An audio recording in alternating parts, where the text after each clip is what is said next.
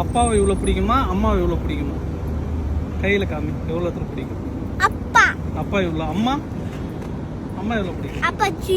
அம்மா 0. அப்பா 100. அப்பா வந்து 100.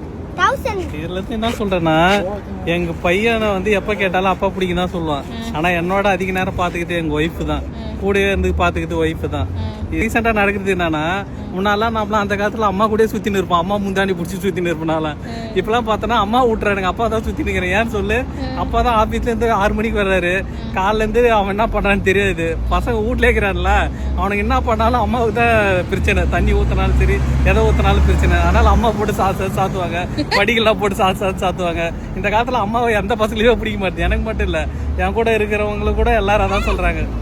மக்களே, இதே மாதிரி உங்க வீட்லயும் நீங்க பசங்க கிட்ட வந்து அப்பா பிடிக்குமா அம்மா பிடிக்குன்னு கேட்காதீங்க.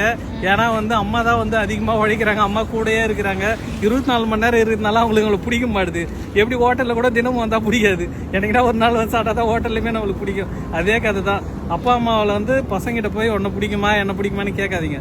பசங்களுக்கு தெரியுங்க யாரை பிடிக்கணும். அடிக்கடி அவனை கேட்டு வந்து அவனை வந்து ஒரு சைடு ஆகி விட்டுறாதீங்க. இவன் வந்து அம்மா புள்ள கேட்ட மாதிரி நான் கேட்ட மாதிரி